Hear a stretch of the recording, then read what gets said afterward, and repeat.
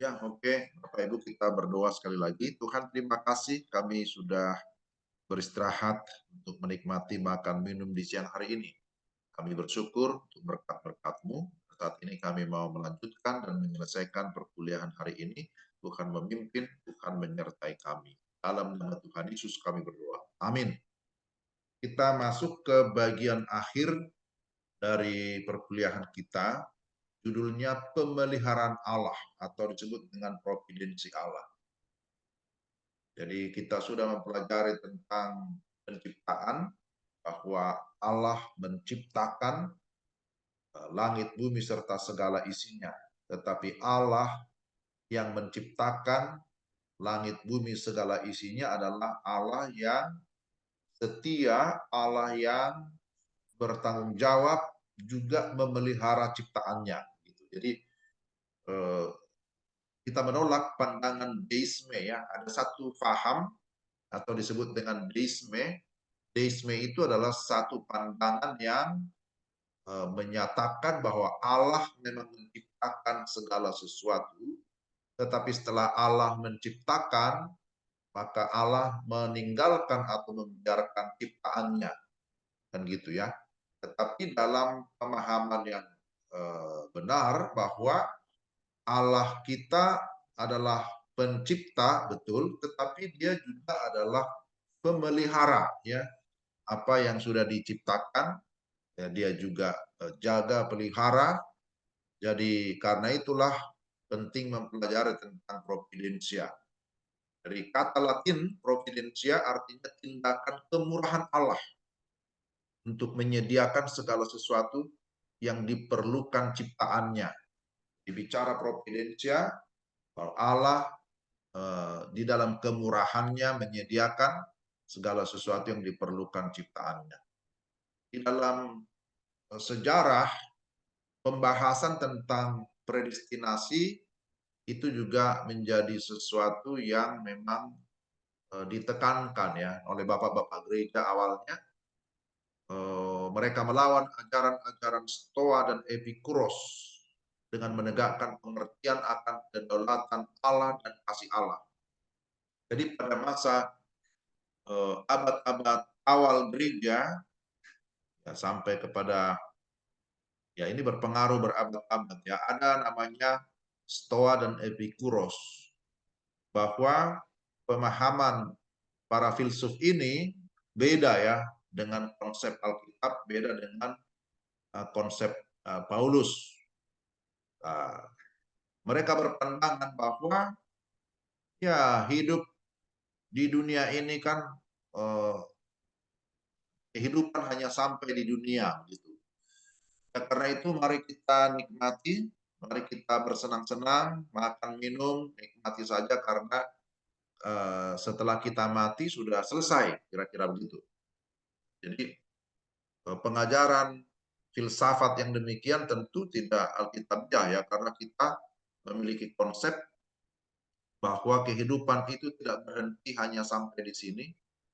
Kehidupan tidak hanya berhenti sampai di dunia, tapi kita memiliki konsep kehidupan yang kekal.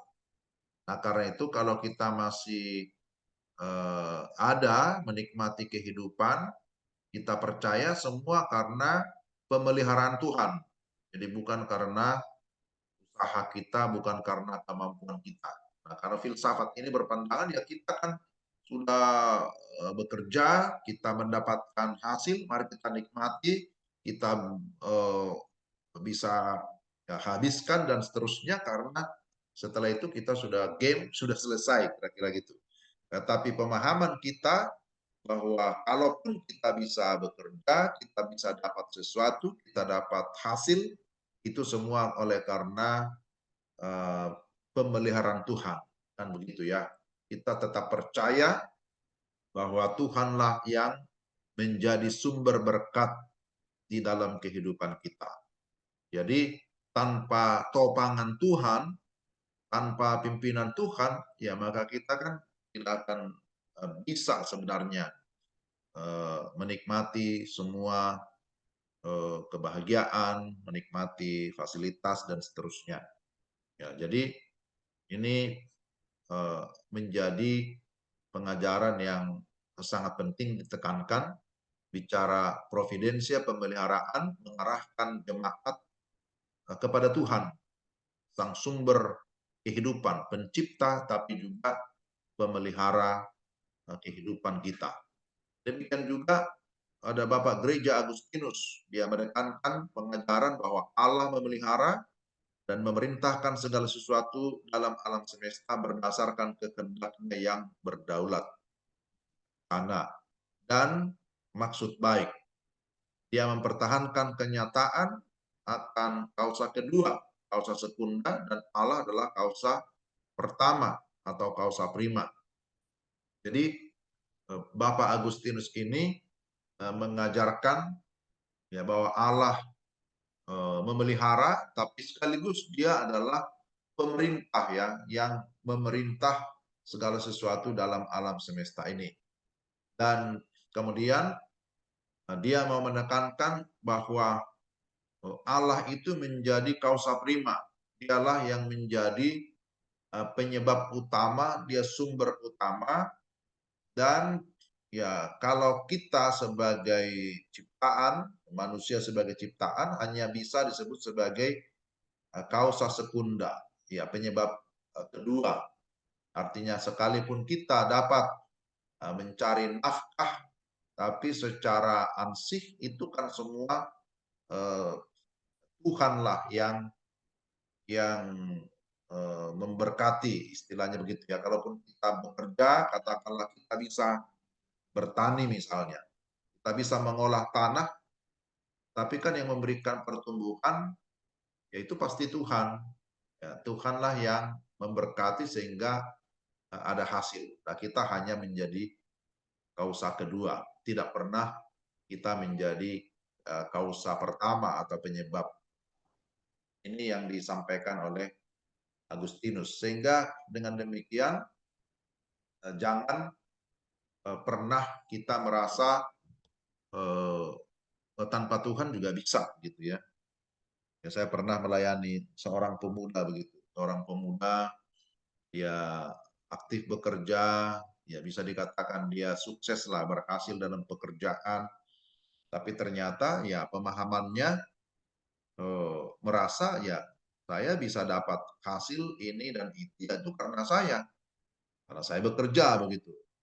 Sehingga dia ogah ketika diminta untuk berdoa, untuk bersyukur untuk hasil itu. Nah, dia berkata ini hasil keringat saya kok, saya yang bekerja. Kalau saya nggak bekerja nggak mungkin ada gitu. Ya di satu sisi ya oke, tetapi jangan lupa kita hanya kausa kedua saja. Tapi Tuhanlah yang prima kan, yang pertama.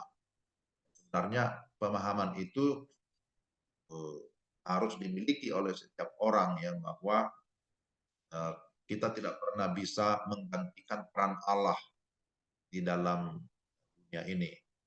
Nah, sama prinsip rohani ini juga begitu ya, prinsip rohani. Ketika Paulus berkata kepada jemaat di Korintus bahwa apa yang dia katakan ya, Apolos menyiram, saya lupa itu persis, tapi Allah yang memberikan pertumbuhan kan gitu ya. Jadi kita ini hanya bisa berusaha, bisa menanam, bisa menyiram, tapi Allah yang memberi pertumbuhan dan juga hasil. Itu tangannya seperti itu. Kemudian para reformator, ini pada abad-abad 16, Martin Luther percaya akan aspek umum providensia, tetapi dia lebih membatasi hanya pada hal keselamatan saja. Ya, tetapi Yohanes Calvin beda, dia mengikuti Agustinus. Jadi sekalipun sama-sama reformator ya, ternyata belum tentu pemahamannya sama ya.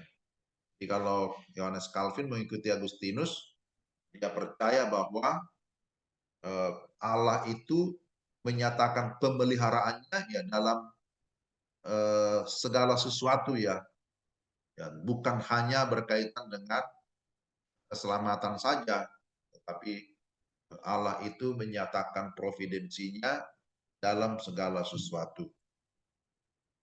Jadi apa yang menjadi definisi atau pengertian daripada providensia? Ini disebut sebagai aktivitas Allah, aktivitas pencipta yang terus-menerus oleh rahmatnya dan kebaikannya yang melimpah menegakkan ciptaannya dalam keadaan teratur, memimpin dan memerintahkan segala sesuatu kepada tujuan yang telah ditetapkan demi kemuliaannya.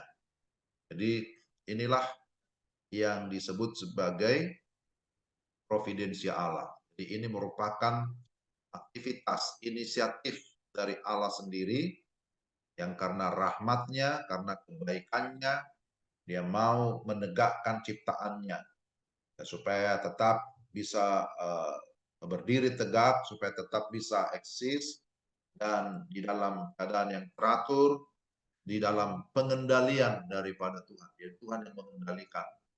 Saya kira ya setuju ya dengan pandangan ini bahwa pemeliharaan Allah itu tetap harus kita akui, bukan hanya bagi manusia, bukan hanya hubungannya dengan manusia, apalagi secara khusus keselamatan, tetapi juga kalau melihat semua tatanan, tata surya, semua sistem yang ada di dalam dunia ini, ya pastilah semua di dalam kontrolnya Tuhan, kan begitu. Ya, semua masih tetap berjalan dengan teratur, bagaimana bumi berputar, ya, bagaimana dia memberikan sinar matahari, bagaimana dia mengatur musim-musim, dan lain sebagainya. Kita harus mengakui atau menerima itu sebagai bentuk kebaikan Tuhan, rahmat Tuhan, sebagai pemeliharaan Tuhan atas segala sesuatu. Ya, saya pikir kalau Tuhan tidak lagi menyatakan providensia, sudah hancur semua ya dunia ini ya. Ya mungkin semua sudah ya. Ya itu pun tetap kita lihat ada banyak peristiwa-peristiwa, ada banyak bencana-bencana alam juga karena human error juga masih ada kan gitu. Kesalahan manusia juga ada. Bagaimana manusia yang misalnya menebang pohon sembarangan, menggunduli hutan, bagaimana manusia yang tidak merawat bantaran sungai misalnya sehingga banjir meluap gitu. Ya, kebetulan kami di sini juga dekat-dekat sungai ya, pernah mengalami kebanjiran. Ya, jadi memang ada human error juga masih banyak yang kita lihat di tengah-tengah dunia ini. Tapi sekalipun demikian, saya tetap percaya bahwa dalam segala situasi yang demikian pun, ya Tuhan tetap menyatakan pemeliharaannya. Ya Tuhan tetap berkuasa atas seluruh alam semesta, atas seluruh ciptaannya. Jadi katakanlah tanda kutip manusia bebas melakukan kejahatan, dalam hal itu pun bahwa kebebasan manusia untuk melakukan eksploitasi dan lain sebagainya itu pun tidak pernah bisa melewati kekuasaan Tuhan. Itu tidak bisa kan gitu ya. Jadi tidak pernah bisa manusia berkata, ah kita mau coba melawan Tuhan dengan cara menghancurkan sistem dunia ini. Nggak bisa juga kan gitu ya. Sekalipun manusia paling hebat, kita mau lawan sistem gravitasi, kita mau lawan perputaran bumi ini, kita mau kendalikan semuanya. Tetap nggak bisa. Sehebat-hebatnya, sepintar-pintarnya manusia ataupun sejahat-jahatnya manusia pun, sehebat-hebatnya manusia nggak pernah bisa melawan yang namanya providensia Tuhan ya, ketetapan Tuhan, pemeliharaan Tuhan. Nah, jadi ya ini yang tentu menghibur kita gitu ya, menjadi penghiburan bagi kita, jadi kekuatan ketika kita mengenal siapa Tuhan kita, ya kita ada rasa ketenangan di dalam hati bahwa ternyata sehebat apapun dunia ini ataupun manusia di dalamnya tidak akan pernah bisa melebihi kekuatan Allah, kira-kira begitu. Tidak akan pernah bisa menyamai Allah, apalagi melebihi. Jadi semakin kita memahami kebenaran, semakin kita mengerti, oh semakin kita memang harus takjub kepada Tuhan bahwa Dia tidak asal mencipta lalu membiarkan, tapi Dia mencipta, tetapi juga memelihara kita. Kalau bukan karena pemeliharaannya, kita ada di mana sekarang? Kan gitu ya. Kalau bukan karena pemeliharaan Tuhan, ya pasti kita tidak ada di sini. Mungkin sudah out atau mungkin sudah di tempat lain, kita nggak ngerti. Jadi ini adalah hal yang kita imani, pemeliharaan Tuhan.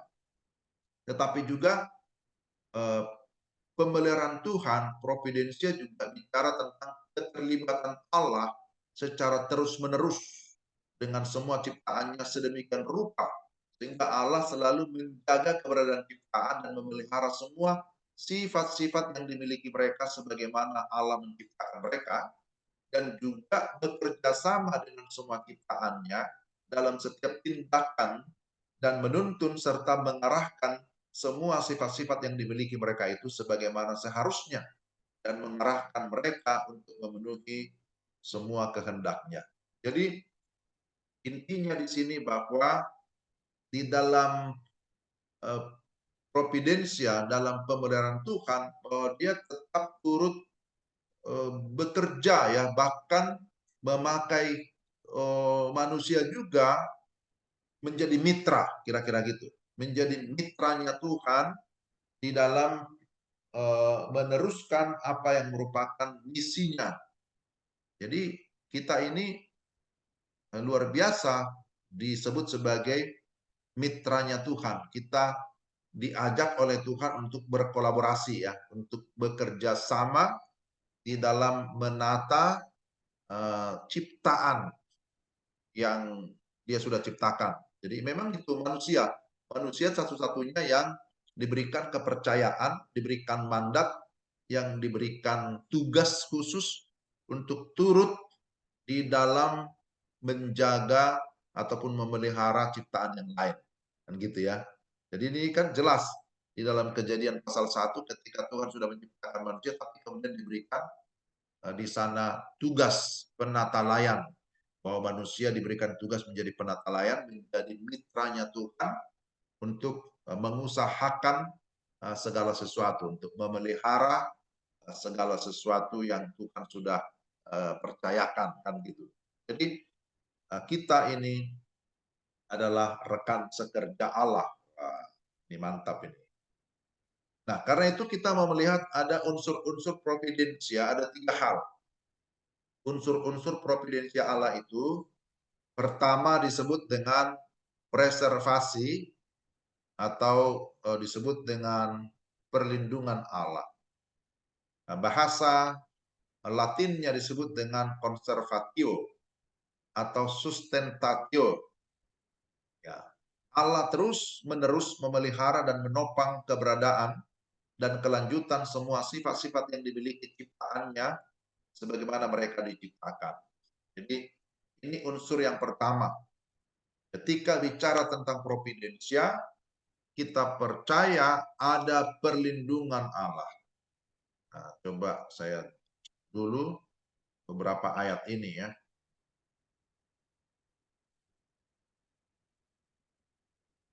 Ayat Ibrani 1 ayat 3. Ibrani 1 ayat 3.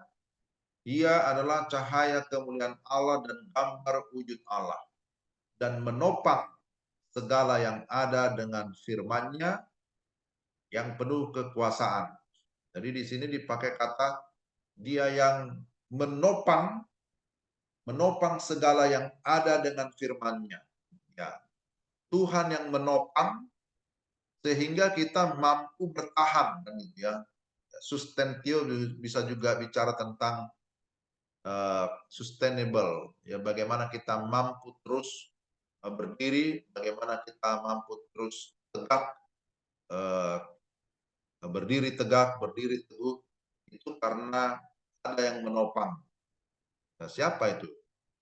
Tuhan yang menopang, ya. Dia yang menopang keberadaan dan kelanjutan eksistensi ciptaannya. Kemudian Hosea pasal 1 ayat yang ke-17, sana disebutkan, ia ada terlebih dahulu dari segala sesuatu, dan segala sesuatu ada di dalam dia. Ya, segala sesuatu ada di dalam dia. Ya, ini kalau dilihat mulai dari ayat 16, 15 sampai seterusnya, ya. Jadi ini bicara tentang bagaimana Tuhan memberikan perlindungan. Ya, segala sesuatu ada di dalam Dia. Kita ada di dalam Dia. Kisah 17 ayat 28.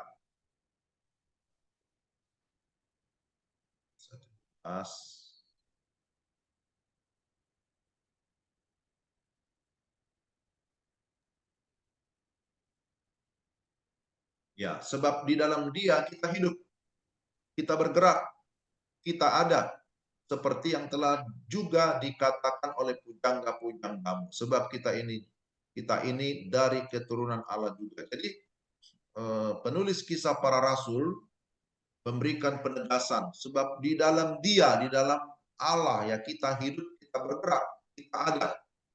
Jadi artinya di luar Tuhan ya kita nggak bisa, di luar Dia kita tidak mampu. Ya. Jadi itu yang dicatat dalam Kisah Para Rasul. Kisah Para Rasul ini ditulis oleh Lukas, ya. Lukas yang menulis Injil Lukas, juga yang menulis Kisah Para Rasul. Lalu Nehemia 9 ayat yang ke-6.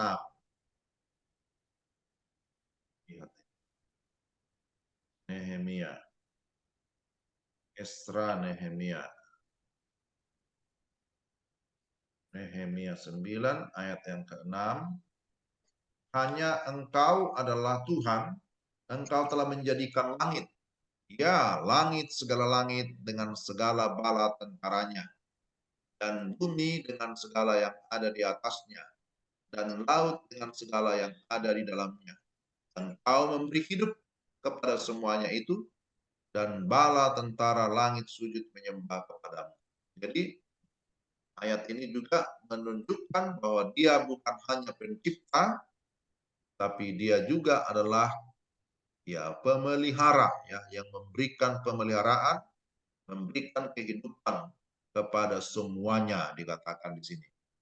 Mazmur 104 ayat 29 akhir ini.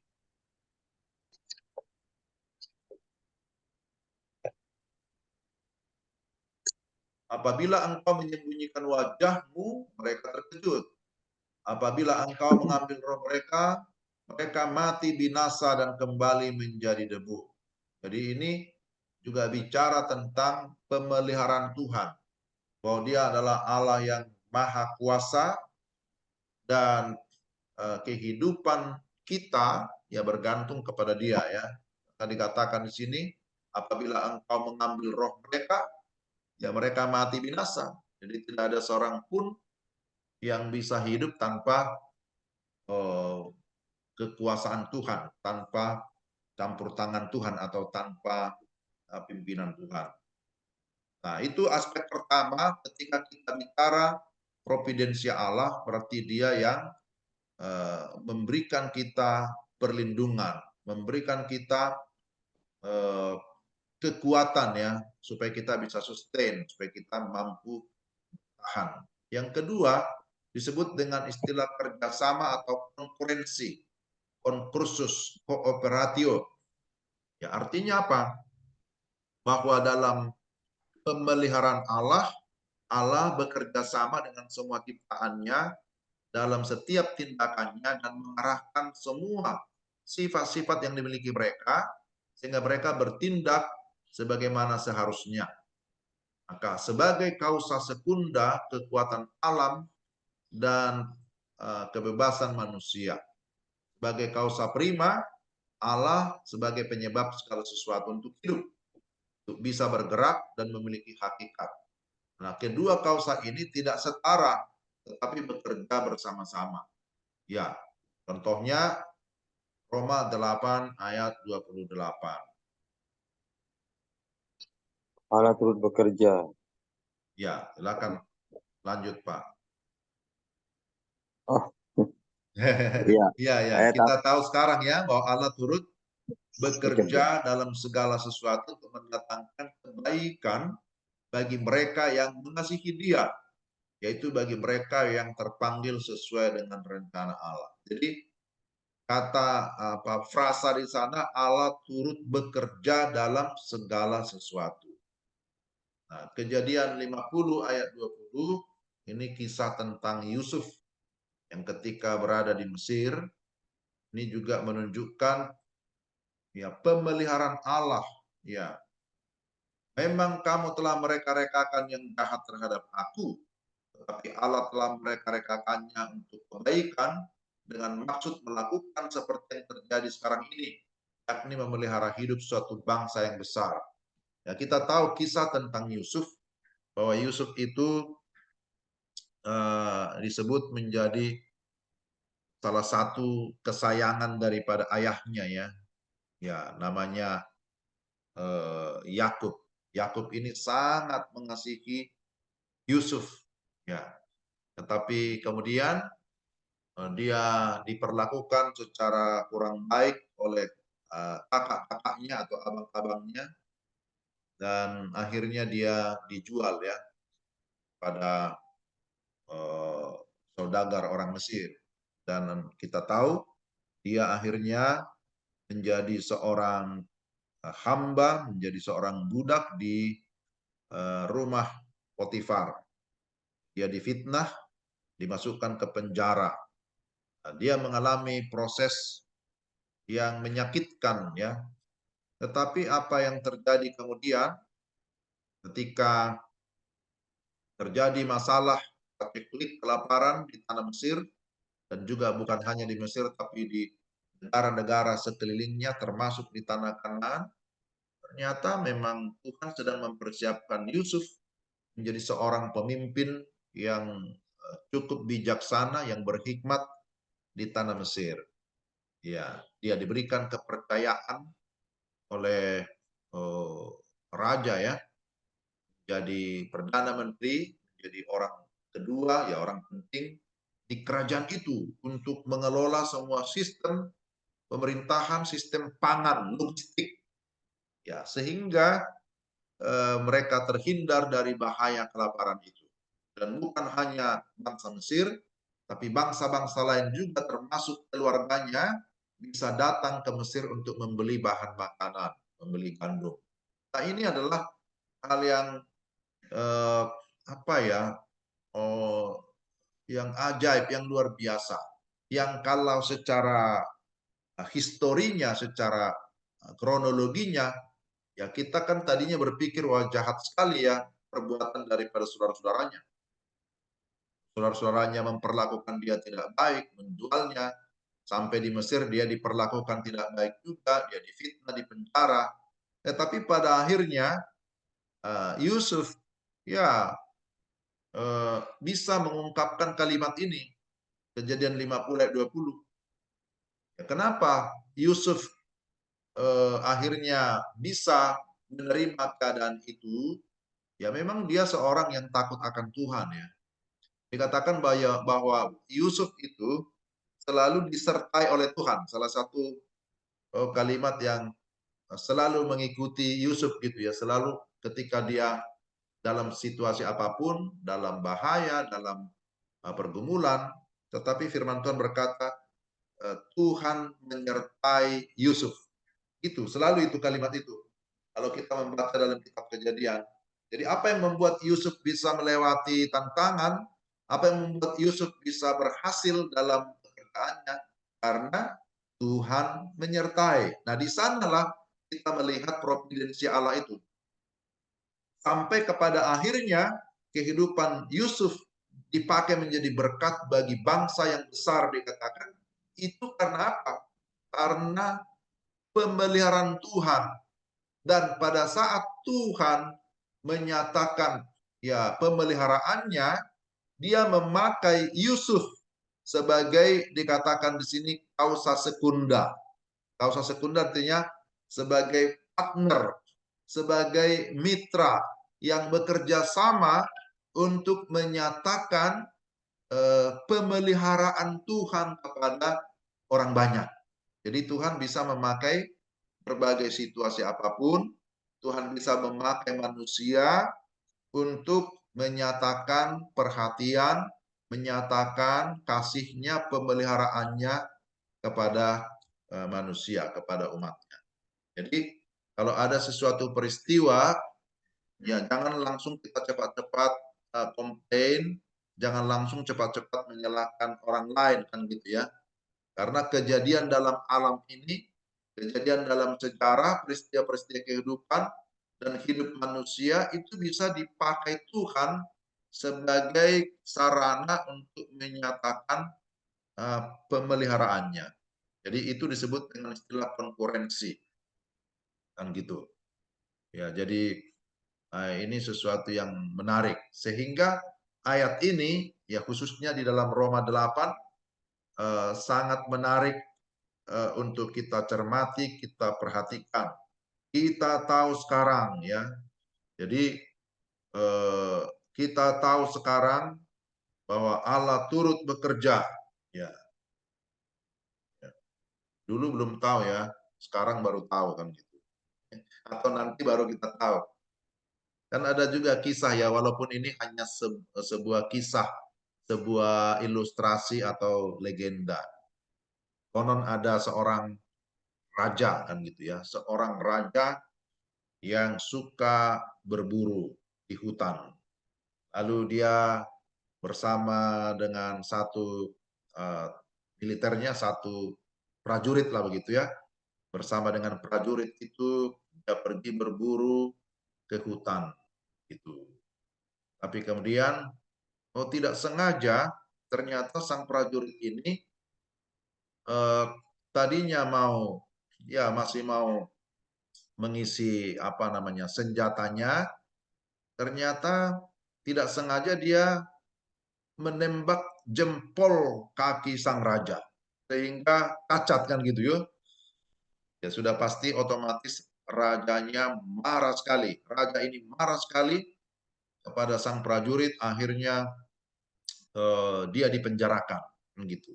Dia dipenjarakan selama bertahun-tahun, dia dipenjara.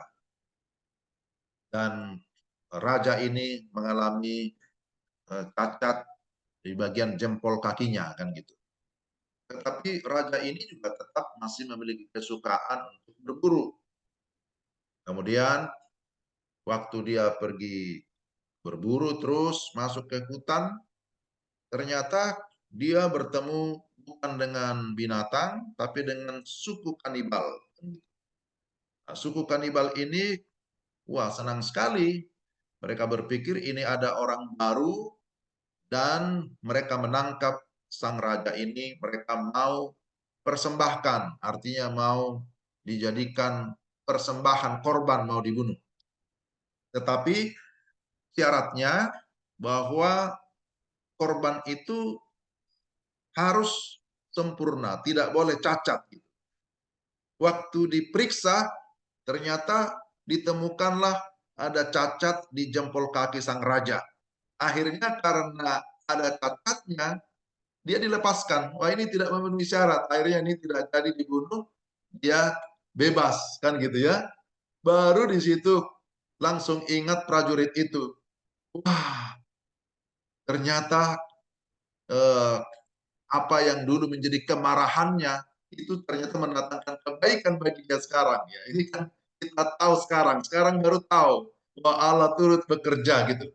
Waduh, dia sangat gembira karena dia bebas, tidak jadi korban. Dia pun segera pulang dan langsung mengingat si prajurit itu. Dia segera mau bertemu prajurit itu dan mau mengaku salah. Kan gitu ya, mau minta maaf. Minta maaf karena sudah langsung memenjarakan dia hanya karena kakinya itu tertembak.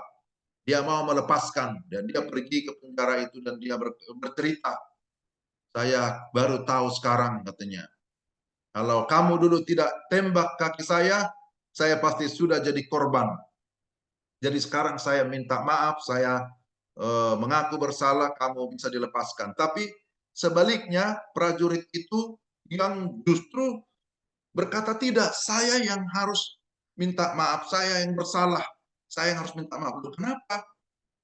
Coba tadinya kalau saya tidak dipenjarakan, saya bersama dengan raja, berarti saya yang akan jadi korban kanibal itu. Karena saya kondisinya yang utuh. Itu luar biasa. Makanya dia bilang, baru dia bilang, saya tahu sekarang. Jadi sekarang baru sama-sama tahu bahwa Allah turut bekerja dalam segala situasi apapun. Jadi ini sebuah ilustrasi tapi menarik. Begitulah kadangkala dalam hidup ini, waktu kita dalam penderitaan, kita belum memahami, tapi nanti mungkin baru kita paham bahwa dalam segala sesuatu Allah turut bekerja. Inilah namanya pemeliharaan Tuhan ya. Luar biasa caranya. Saya copy nih Pak ilustrasinya buat anak-anak saya nanti. Boleh Pak, nggak apa-apa Pak. Saya juga mendapatkannya Pak, membacanya juga jadi itu. Jadi kita nggak apa-apa saling berbagi.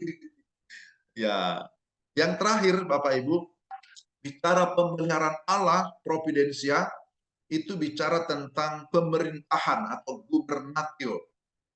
Allah memerintah atas segala sesuatu yang terjadi di dunia, supaya segala sesuatu yang terjadi itu sesuai dengan maksud dan tujuan kehendak Allah. Jadi tadi yang pertama, providensia bicara tentang perlindungan. Yang kedua, providensia bicara tentang Allah bekerja sama atau turut bekerja bersama dengan manusia dengan segala situasi yang ada, tapi providensia bicara tentang pemerintahannya, bahwa dia seperti gubernur ya, gubernur berarti pemerintah, memerintah segala sesuatu supaya sesuai dengan maksud dan tujuan kehendak Allah. Ya, sebagai contoh ayatnya Mazmur 103 ayat 19. Mazmur 103 ayat 19. Tuhan sudah menegakkan tahtanya di sorga dan kerajaannya berkuasa atas segala sesuatu. Jadi bicara tentang pemerintahan Allah pasti bicara tentang tahtanya, bicara tentang kerajaannya, bicara tentang kekuasaannya. Jadi dikatakan kerajaannya berkuasa atas segala sesuatu. Dan tahtanya di sorga artinya tidak ada yang lebih tinggi dari pemerintahan Allah. Tidak ada yang lebih tinggi daripada kekuasaan Allah.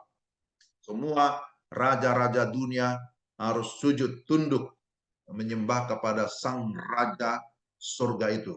Ya, kemudian kita lihat lagi di dalam Daniel 4 ayat yang ke-34 dikatakan, tetapi setelah lewat waktu yang ditentukan, aku Nebukadnezar menengadah ke langit dan akal budiku kembali lagi kepadaku. Lalu aku memuji yang maha tinggi dan membesarkan dan memuliakan yang hidup kekal itu. Karena kekuasaannya ialah kekuasaan yang kekal dan kerajaannya turun-temurun. Ini seorang raja yang mengakui ini. Raja Nebukadnezar yang sangat terkenal di Babel. Tetapi akhirnya dia mengakui bahwa ada raja yang kekal, yang memiliki kekuasaan yang kekal. Wah, ini luar biasa. Nah, ini bicara tentang providensia Allah, bicara tentang pemerintahannya. Amsal yang ke-16 ayat 33, Amsal 16 ayat 33, Amsal 16 ayat 33, karena dikatakan, undi dibuang di pangkuan, tetapi setiap keputusannya berasal daripada Tuhan. Jadi ini bicara tentang keputusan ya, bahwa apapun sebenarnya yang terjadi di tengah-tengah kita, jangan lupa bahwa Tuhanlah yang berotoritas, Tuhanlah yang mengambil keputusan ya, yang memberikan keputusan tertinggi di dalam hidup ini. Jadi eh, manusia sepintar-pintarnya, ya teknologinya hebat, misalnya memiliki keahlian di bidang kedokteran, tapi kan dia tidak bisa menjamin eh, usia seseorang misalnya. Ya kita hanya bisa mengobati, kita bisa merawat, tapi tetap keputusan Tuhan lah yang final. Kita bisa membuat perencanaan ini dan itu, tapi keputusan Tuhanlah yang terjadi. Kekuasaan Tuhanlah, pemerintahan Tuhanlah yang eh, yang mengatur, yang mengendalikan seluruh kehidupan. Nah, ya ada salah pengertian tentang providensi.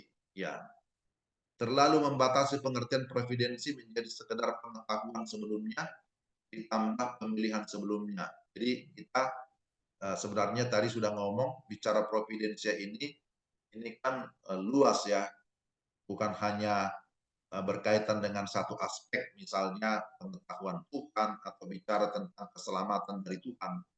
Konsep deistik tentang providensi ilahi, ini tadi sudah kita singgung, ini salah juga, bahwa kita tidak menerima konsep deistik, bahwa Allah mencipta lalu kemudian setelah itu dia tidak peduli. Tapi kita melihat bahwa sampai dengan saat ini Allah tetap bekerja, Allah turut bekerja. Jadi menurut Bisme kepentingan antara Allah dengan dunia tidaklah universal, khusus ataupun tidak pernah berakhir, tetapi sebenarnya hanyalah berkenaan dengan alam secara umum. Nah ini konsep yang sangat sempit, sehingga kita tidak menerima ini. Pandangan teistik tentang providensi ilahi. Panteisme tidak membedakan antara Allah dan dunia. Teologi senantiasa berhati-hati terhadap serangan panteisme. Ini pun salah pengertian semua ya. Jadi sekali lagi kita tidak fokus kepada hal ini, tetapi tadi aspek daripada providensia itu menjadi penekanan kita. Para teolog pada umumnya membedakan antara providensi umum dan khusus, di mana providensi umum adalah pengaturan Allah atas seluruh alam semesta sebagai satu kesatuan, dan providensi khusus adalah pemeliharaan Allah dari setiap bagian alam semesta dalam hubungan dengan keseluruhan. Jadi kita melihat bahwa pemeliharaan Tuhan itu memang bersifat universal, pemeliharaan Tuhan itu berlaku bagi segala ciptaan, ya, tetapi juga kita mempercayai bagi orang-orang pilihan, bagi orang-orang yang sudah ditebus, bagi orang-orang yang sudah diselamatkan, saudara dan saya, kita juga mengalami pemeliharaan yang spesial. Kita mengalami yang namanya anugerah khusus ya. Jadi saya percaya karena kita adalah anak-anak Allah, maka kita memiliki kedekatan yang spesial dengan Allah Bapa kita. Jadi ini membuat kita akan semakin confident, semakin yakin menjalani hidup tanpa keraguan bahwa Allah kita ternyata adalah Allah yang akbar, Allah yang besar, tapi juga Allah yang maha hadir, Allah yang maha tahu, Allah yang maha kuasa. Ya ini maka ada istilah itu ya, ada omnipresent, omnipotent, tapi juga dia disebut sebagai omniscience. Nah, itu Allah kita. Omniscience, maha tahu, omnipotent, maha kuasa, omnipresent, dia adalah maha hadir.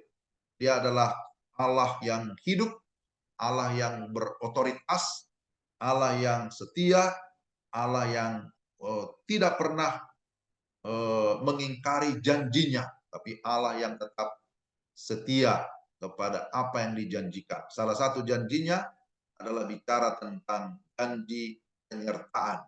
Ketika dia memberikan mandat kepada murid-murid, diakhiri dengan kalimat, ketahuilah, aku senantiasa menyertai kamu sampai kepada akhir zaman. Jadi penyertaannya komplit ya, khususnya bagi kita anak-anaknya. Bahwa dalam rangka tugas pemberitaan Injil ada janji penyertaan. Jadi itu yang spesifik. Jadi bukan hanya dalam pemeliharaan kehidupan tiap-tiap hari, ya, tetapi juga dalam rangka pelaksanaan tugas amanat agung kita pun mendapatkan penyertaan yang khusus, mendapatkan providensia Allah. Nah, itulah Bapak Ibu yang bisa saya bagikan di dalam pertemuan kita selama 3 hari ini. Ya, jadi saya akan mengirimkan bahan ini. Ya, Bapak Ibu bisa melihat lagi di sana. Dan Bapak Ibu ada pertanyaan atau cukup?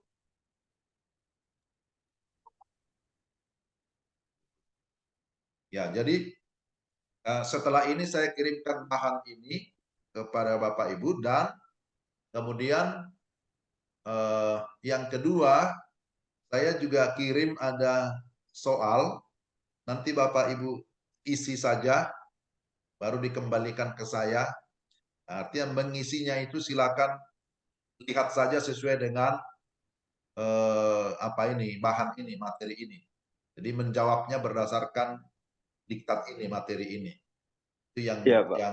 Baik, Pak. Yang hari ini ya Bapak Ibu ya, kita masih ada waktu. Silakan saja, sekalipun nanti kita sudah close Zoom, tapi Bapak Ibu jangan langsung pergi kemana-mana dulu, selesaikan dulu. Selesaikan dulu ini, tugas ini. Dan yang terakhir, yang kemarin kita bilang ada makalah pendek, makalah singkat itu bisa dikumpulkan kalau sudah selesai, mungkin minggu depan atau 2 minggu depan, ya terserah saja. Jadi sehingga saya punya dasar penilaian yang tidak dikarang-karang begitu. Jadi kalau ada buktinya lebih bagus. Jadi sekarang kan dalam dunia akademik akreditasi kadang diminta mana buktinya. Jadi kita bisa tunjukkan ini bukti untuk makalahnya ini bukti ujiannya. Begitu ya Bapak Ibu ya. Baik, Pak. Ya. Iya, Pak. Ada batasan halaman juga makalahnya, Pak? Pasti ya? Makalahnya minimalnya aja kali ya. Jadi kalau minimalnya ya mungkin 3 halaman lah begitu. Siapa? Ya bisa lebih lah. Ya, tapi minimal 3 halaman lah. Tapi Siap, di atas itu nggak apa-apa. Nah, kalau Siap. soal ujian akhir ini saya kirim, nanti Bapak Ibu langsung kerjakan ya hari ini juga ya. Kalau Baik, sampai besok lagi nanti sudah tidak hangat, sudah lupa lagi nanti. Masih panas, di situ langsung diselesaikan. Iya, Pak.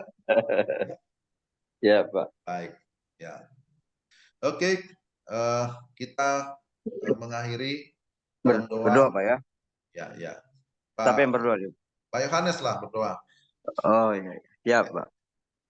Mari kita satu dalam doa.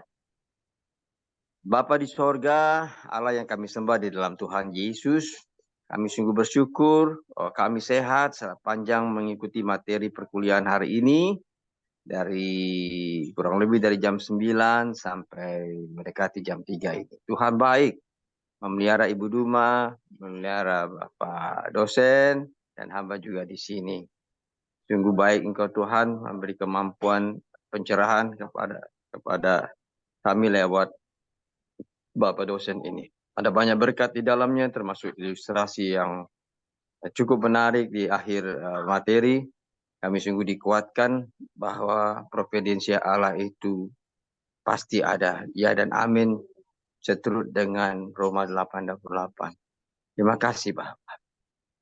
Engkau Allah yang berdaulat atas hidup kami, yang menyerahkan waktu ke depan, waktu menyelesaikan soal-soal, waktu tugas-tugas Bapak dosen berikutnya sampai ia boleh kembali pulang menemui istri dan anak-anak. Terima kasih Bapak. Mari Engkau sertai kami sepanjang hari ini bahkan sampai pada malam hari. Kami menyerahkan tubuh jiwa roh kami dalam tangan-Mu Tuhan Yesus. Terpujilah Tuhan Yesus. Haleluya. Amin. Amin. Terima kasih Bapak Ibu, Tuhan berkati ya. Terima kasih ya Tetap Pak. Tuhan semangat. memberkati. Ya, ya. Salam. Salam, salam.